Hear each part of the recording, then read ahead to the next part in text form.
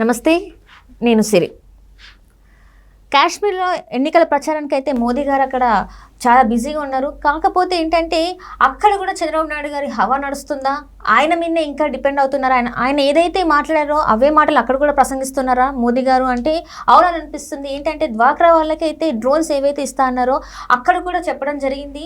So దీంతో చంద్రబాబు నాయుడు గారు అంటే ఎక్కడ అంటే మోదీ గారు ఎక్కడున్నా కూడా చంద్రబాబు నాయుడు గారి ప్రస్తావన తీసుకొస్తున్నట్టు అనిపిస్తుంది. దీని మీద మరిన్ని అంశాలు మనకి వివరించడానికి మనతో పాటు ఉన్నారు ప్రముఖ senior journalist, political analyst C S Rao గారు.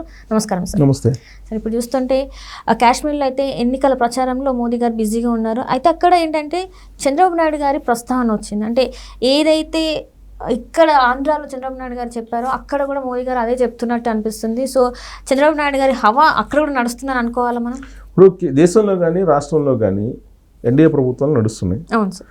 దేశంలో ఉంది ఎన్డీఏ ప్రభుత్వం, బీజేపీ ప్రభుత్వం కాదు. ఎన్డీఏ ప్రభుత్వం అంటే దాంట్లో భాగస్వామ్యం కీలకంగా ఎవరున్నారు? చంద్రబాబు నాయుడు గారు ఉన్నారు. ఖచ్చితంగా ఐడియాస్ ఇచ్చి పుచ్చుకునేటువంటి పరిస్థితి ఉంటుంది ఎన్డీఏలో.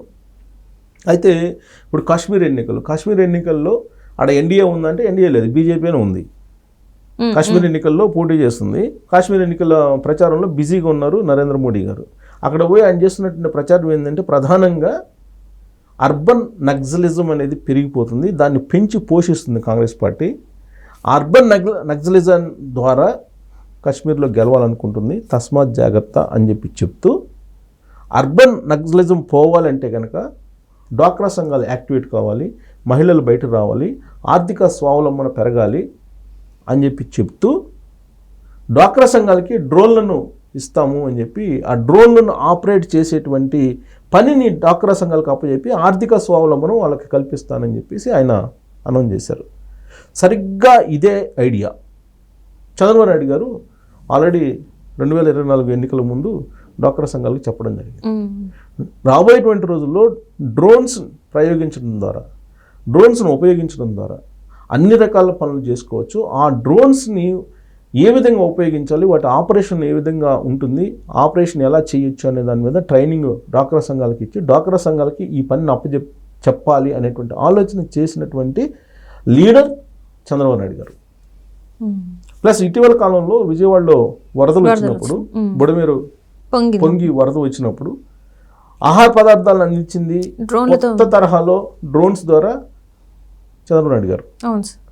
నేరుగా ఇంటికి వెళ్ళి ఎక్కడైతే ఉన్నారో వాళ్ళకి బాధితులకి డైరెక్ట్గా పోయి సహాయ సహకారాలను అందించారు. దేశవ్యాప్తంగా దీని మీద చర్చ జరిగింది. నేషనల్ మీడియాలో కూడా డ్రోన్స్ ద్వారా వరదల్లో విపత్తు వచ్చినప్పుడు సహాయ సహకారాలు అందించినటువంటి రాష్ట్రం ఆంధ్రప్రదేశ్ ముఖ్యమంత్రి చంద్రబాబు నాయుడు గారు అని చెప్పి నేషనల్ మీడియాలో కూడా న్యూస్ వచ్చింది. డ్రోన్స్ని ఉపయోగించి విపత్తు సంభవించినప్పుడు బాధితులను ఎలా ఆదుకోవాలి అని చెప్పి చూపించినటువంటి సీఎం ఎవరు ఉన్నారంటే చంద్రబాబు నాయుడు గారు. ఒక ఈ విషయాలనే కాదు, చంద్రబాబు నాయుడు గారు టెక్నాలజీ పరంగా చాలా ముందుంటారు. ఆ టెక్నాలజీని అందిపుచ్చుకోవడంలో కూడా చాలా ముందుంటారు. దాన్ని ఆ రాష్ట్ర ప్రజలకు అందించడంలో కూడా ఆయన చాలా వేగంగా ముందుకు కదులుతుంటారు. అందుకే ఆంధ్రప్రదేశ్ ఇవాళ ఆర్టిఫిషియల్ ఇంటెలిజెన్స్ దిశగా పరుగు పెడుతోంది. లులు లాంటి కంపెనీ వెళ్ళిపోయింది, మళ్ళీ వచ్చింది అంటే చంద్రబాబు నాయుడు గారు ఏంటి అనేది ప్రత్యక్ష నిదర్శనం కదా. ప్లస్ నరేంద్ర మోడీ గారికి చంద్రబాబు నాయుడు గారికి మధ్య ఈ కమ్యూనికేషన్ అలాగే టెక్నాలజీకి సంబంధించిన అంశాలు చర్చకు వస్తూ ఉంటాయి. ఈవెన్ G20 సమావేశాలు జరిగేటప్పుడు కూడా, దానికంటే ముందు కూడా నరేంద్ర మోడీ గారు అప్పట్లో ఆయా రాష్ట్రాలకు సంబంధించినటువంటి సీఎంలని, మాజీ సీఎంలని, పార్టీ అధిపతులను కొంతమందిని సెలెక్టెడ్గా ఆయన ఆహ్వానించారు. ఆహ్వానించినటువంటి వాళ్ళు చంద్రబాబు నాయుడు గారు ఉన్నారు. ఆయన ఇచ్చినటువంటి డాక్యుమెంట్ ఏదైతే ఉందో ఆ డాక్యుమెంటే G20 సదస్సులో నరేంద్ర మోడీ గారి ప్రజెంటేషన్ చేయడానికి కీలకంగా మారింది.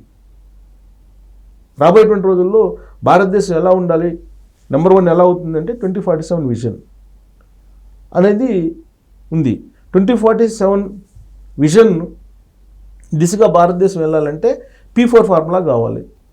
సో P4 ఫార్ములా ఏంటంటే చంద్రబాబు నాయుడు గారు ఎక్స్ప్లెయిన్ చేశారు, అందరికీ చెప్పారు కదా. ఆ P4 ఫార్ములా ద్వారా పేదలందరినీ కూడా ధనికులు చేయొచ్చు, పేదరికాన్ని నిర్మూలించవచ్చు అనేటువంటి విషయాన్ని చెప్పి నిరూపించినటువంటి సీఎం చంద్రబాబు నాయుడు గారు. సో డ్రోన్ని ఉపయోగించి, టెక్నాలజీని ఉపయోగించి మీకు వ్యవసాయం ఎలా చేయొచ్చు, వ్యవసాయ భూముల్లో పురుగు మందులని పిచికారీ చేయాలని అంటే ఎంత కష్టపడుతుంటారు అందరూ. అవును సార్. కానీ ఆ డ్రోన్స్ ద్వారా పిచికారీ చేస్తే తక్కువ టైంలో ఎక్కువ విస్తీర్ణానికి మీరు పిచికారీ చేయొచ్చు. ప్లస్ కూలీలు దొరకనటువంటి పరిస్థితి ఇప్పుడు ప్రజెంట్. సో ఇలాంటి సమయంలో డ్రోన్స్ని ప్రయోగించడం ద్వారా మీకు వ్యవసాయానికి కూడా ఉపయోగిస్తుంది. కాకపోతే వాటిని ఉపయోగించాలంటే ఎఫిషియెంట్గా ట్రైనింగ్ కావాలి. ఆ ట్రైనింగ్ ఎవరికి ఇవ్వాలి అని అంటే డ్వాక్రా సంఘాలకి ఇవ్వాలని చెప్పి చంద్రబాబు నాయుడు గారు నిర్ణయించారు. డ్వాక్రా సంఘాలని పెట్టిందే చంద్రబాబు నాయుడు గారు, బట్ ఈ బీజం వేసిందే చంద్రబాబు నాయుడు గారు. ఆయన ఎప్పుడైతే రెండోసారి ముఖ్యమంత్రి అయ్యారో 1999లో డ్వాక్రా సంఘాలను బలోపేతం చేయడానికి ఆయన చేయనటువంటి ప్రయత్నం లేదు. అన్ని రకాల ప్రయత్నాలు చేశారు. ఆ రోజుల్లో మహిళలు బయటకు వచ్చి డ్వాక్రా సంఘాల్లో చేరాలంటేనే అదొక పెద్ద తప్పుగా విపక్షాలు అప్పట్లో ప్రచారం చేశాయి. అయినప్పటికీ చంద్రబాబు నాయుడు గారు ఏదైతే అనుకున్నారో ఆ దిశగా వెళ్ళి డ్వాక్రా సంఘాలని బలోపేతం చేసి డ్వాక్రా సంఘాలు ఇవాళ సమాజాన్ని నిర్దేశించే పరిస్థితికి వచ్చాయి. ఆ స్థితికి రావడానికి కారణం చంద్రబాబు నాయుడు గారు తెలుగు రాష్ట్రాల్లో.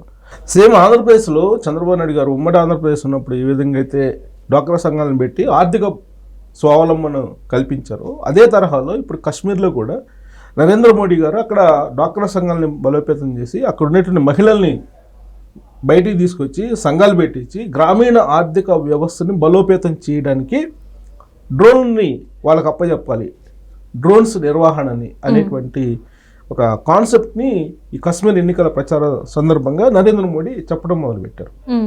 అంటే పరోక్షంగా చంద్రబాబు నాయుడు గారి ప్రస్తావన అక్కడ తీసుకొచ్చారు. వాస్తవంగా మనం 2024 ఎన్నికల ముందు తీసుకుంటే కనుక నరేంద్ర మోడీ గారు వారణాసిలో నామినేషన్ వేయడానికి వెళ్ళిన సందర్భంగా చంద్రబాబు నాయుడు గారిని తీసుకెళ్లారు. సో ఆ రోజు నుంచి కూడా చంద్రబాబు నాయుడు గారి ప్రస్తావన ప్రత్యక్షంగా కానీ పరోక్షంగా కానీ నరేంద్ర మోడీ గారు ఎక్కడికి పోయినా కానీ ప్రస్తావిస్తున్నారు. కాశ్మీర్ ఎన్నికల సందర్భంగా కూడా చంద్రబాబు నాయుడు గారు టెక్నాలజీని డ్రోన్స్ రూపంలో ఏ విధంగా ఉపయోగిస్తున్నారో దాన్ని ప్రస్తావించి నరేంద్ర మోడీ గారు అక్కడ మహిళల ఓట్లను తమ వైపు తిప్పుకునే ప్రయత్నం చేస్తున్నారు. ఇది ఒక ఎత్తు అయితే, రెండేంటంటే కాంగ్రెస్ పార్టీకి సంబంధించి అర్బన్ నక్సలిజం అనే దాన్ని ఎలా ప్రోత్సహిస్తుంది అనేది ప్రతి మీటింగ్లో కూడా ఆయన చెప్తున్నారు ఈ మధ్యకాలంలో. సో అర్బన్ నక్సలిజం అంటే ఏంటి? ఎవరైతే కొంతమంది అసాంఘిక శక్తులు ఉంటారో వాళ్ళని పోగు చేసి అర్బన్ నక్సలిజాన్ని ప్రోత్సహిస్తూ బీజేపీ వాళ్ళ మీద వీళ్ళు పురుగొలుపుతున్నారు, లౌకికవాదం అంటూ మోసం చేస్తున్నారు, లౌకిక రాజ్యం ఇందిరమ్మ రాజ్యం అని చెప్పి ఆయన ప్రస్తావించారు. ఇంకోటి ఏంటంటే కాశ్మీర్ ఎన్నికల ప్రచారంలో ఆయన చెప్పింది ప్రస్తుతం కేంద్ర పాలిత ప్రాంతంగా ఉన్నప్పటికీ కూడా కాశ్మీర్ని ఇంతకు ముందులాగానే రాష్ట్రంగా దాన్ని గుర్తిస్తాము అని చెప్పి ప్రజలకు హామీ ఇస్తూ ప్రచారంలోకి వెళ్తూ ఉన్నారు. సో కాబట్టి అక్కడ చంద్రబాబు నాయుడు గారి ప్రస్తావన ఆయన పరోక్షంగా అక్కడ కూడా తీసుకొచ్చి ఎన్నికల్లో అక్కడ బీజేపీ అధికారంలో రావాలి అనేటువంటి ప్రయత్నం అయితే చేస్తూ ఉంది. ఆ సందర్భంగా ఒకవైపు కాంగ్రెస్ పార్టీని టార్గెట్గా చేస్తూ మరోవైపు చంద్రబాబు నాయుడు గారి టెక్నాలజీని ఆయన ప్రస్తావిస్తున్నారు అని చెప్పి చెప్పొచ్చు. Right sir, right. Thank you so much. Thank you.